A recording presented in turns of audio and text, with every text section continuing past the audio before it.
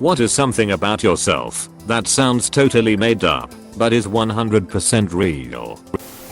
I built a 13-foot tall T-Rex with Christopher Walken's head, and New York Magazine called it highbrow and brilliant. My dad's name is Luigi and my uncle's name is Mario. They are brothers. Eater, I forgot to add that my dad is also a plumber. I died first, and then was born. I've told this story a few times on Reddit, but I enjoy telling it, so here we go again. During the cesarean to bring me into the world, there was some major complication on my mother's end. She started bleeding internally, drowning me in the womb. When I was removed, the doctors tried to get me breathing but couldn't. I was declared dead. My mother was still unconscious, but my dad was brought in to say goodbye to me. He held me in his arms, was saying goodbye when out of nowhere I started coughing up blood and screaming as babies do. Apparently it was the weirdest moment in his life, being abjectly terrified and overwhelmed with joy that I was alive. It's my favorite story to tell, because weirdly it takes some pressures off on birthdays. I don't do well with too much attention by family friends, but celebrating my death day doesn't bring people the same connotations.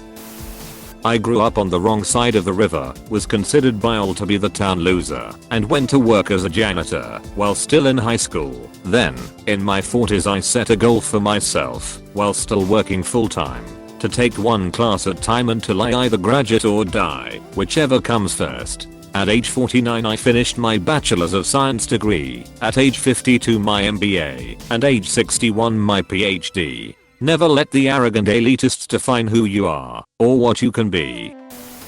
My great-grandma ran a brothel back at the turn of the 20th century. She was Algonquin and people were pretty racist back then, so she had a hard time getting business. Since it was a coastal town Maine, she bought up a couple leaky old row boats and would load them up with 8 jokers and booze and row them out to the ships at night. When ships came in to port, most of the crew would get shore leave and hit the bars and brothels in town, but they always had to leave a few sailors on the ship to keep an eye on it. My great-grandmother figured those guys had money too and probably felt left out. She basically set up water-based lot lizards, or Uber hose. My grandpa and his sisters grew up in the brothel and no one would talk to them or socialize with them. My grandpa met my grandma picking green beans for a local farmer. They fell in love. When they wanted to get married they had to leave the state to get away from her family that were utterly disgusted that she would marry the son of a WO. So they ran off to Detroit because GM was hiring, and that's how my family came to Michigan. I never graduated high school, but I have a bachelor's degree. I was homeschooled and my mom never went through the legal steps to actually get me a real diploma, so she made one in Photoshop that was then used to get me into this podunk community college that didn't verify it. From there I got my associate's degree, which I then used to get into a decent university, where I got my bachelor's. I'm allergic to lettuce. Like I carry an EpiPen allergic. I was once sponsored by the Crunk Energy Drink Company for sailing. I imagine I was the only sailor on their list. I literally just emailed them saying that I sailed and asked if they wanted me to put stickers on my boat. They sent me a few cases of the drink, t-shirts, hats, the works. My car was known as the Crunk Mobile. In Minnesota in the 70s, I was 16 taking my driver's test, nervous as hell. A highway patrol officer was the road tester back then, which was even more nerve-wracking. But I thought I was doing pretty good the whole time because I had lots of practice with my parents. Then towards the end of the driving test, I was at a T intersection across from a hospital. I was hesitant to turn onto the road because traffic was busy. I could tell the officer was getting a little impatient, but he was nicely telling me to be a little aggressive. Suddenly at the hospital across from us, someone pushed out a screen from a window on the 3rd floor psych ward. A woman jumped out the window onto a garage roof underneath, then jumped to the ground and ran across the road right by us. The officer had me turn around. I was in my mum's car and chase the girl in the neighborhood. When I would pull up to a stop sign during the chase, he would say "Geo, Geo, Geo," just Geo through it. After a while, when she started to get away, he gave up with me being the chase driver and told me to head back to the DMV office. I was a complete shaking mess at this point, ready to accept the fact I would not get a license anytime soon, devastating for a 16-year-old boy. He grabbed my score sheet, said you passed, and handed it to me. I got an 88 score.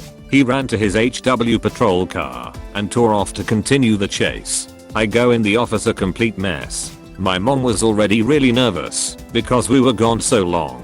Then she saw me looking like a ghost. She said what happened. Told her I passed, then told her the story on the way home. She wasn't amused and pretty pissed at the highway patrol guy. When I tell the story, I say no BS, just ask my mom. My great-grandfather worked in the textile business and started importing rayon fabric from Japan in the late 60s and 70s. Keep in mind this was during the early days of synthetic fabrics, and traveling to Japan was not all that common. On a business trip, he met some Japanese businessmen who were selling newly designed transistor radios. His contacts wanted to set up an exclusive import agreement for their electronics to North America, but my great-grandfather declined. Because how many of these radios could you possibly sell? Turns out that was a short-sighted business decision, because that company was called Sony Electronics. He turned down the exclusive import contract for Sony. On the other side of my family, my Canadian relatives walked away from 100 acres of land in Alberta during the Dust Bowl and Great Depression. They decided it was not worth paying the taxes on their land. Turns out that land was right in the heart of the Alberta oil deposits. Also on my mother's side of the family, they used to have a citrus orchard near Los Angeles. They sold it cheap to some land developers. That farm was right at Hollywood and Vine. My family on both sides is bad at seeing long-term investments.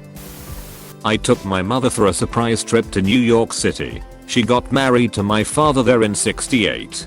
The surprise was manufactured by way of telling her we were going to Australia. We live in New Zealand, so a trip to Australia is not a huge deal. It's the type of thing you could do for the weekend, and therefore she packed a bag and brought her passport. We got to the airport and said surprise, we are going to New York, and she cried her eyes out with delight. When we arrived on our first morning, I said okay, what do you want to do? She said when I was last here, in 1968, the Twin Towers weren't complete, so I'd like to go to the top of them. Your wish is my command. I said and off we went to the WTC. That was the afternoon of September 10th, 2001. Suffice it to say, there was a particular poignancy when we looked out the window at around 8 AM the next morning. I was at a store when Tony Hawk was signing autographs. I was only 10 at the time and was a huge fan.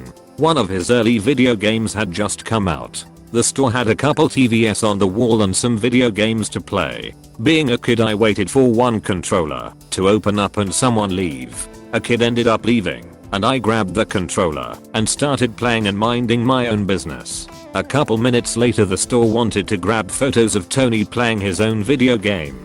He came over and grabbed the second controller and began to play multiplayer with me. Probably played for 10 minutes. The bonus was it was also my 10th birthday, so I played Tony Hawk Pro Skater with Tony Hawk. Edit. Wow, I made this comment and didn't return to Reddit until just now. Was not expecting it to be that big of a hit.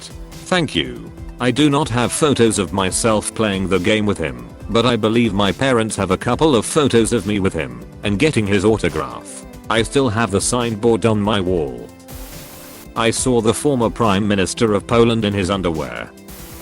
Once in college I applied for a job at the library help desk. I figured I would help people find books. Didn't give it much more thought than that. During the interview, I aced all of the customer service questions. Then they asked me whether I knew how to defrag a hard drive. Cue alarm bells in my head, but I kept calm outwardly and said no, but you can teach me. I worked in it for 3 years by accident. They were too nice to fire me.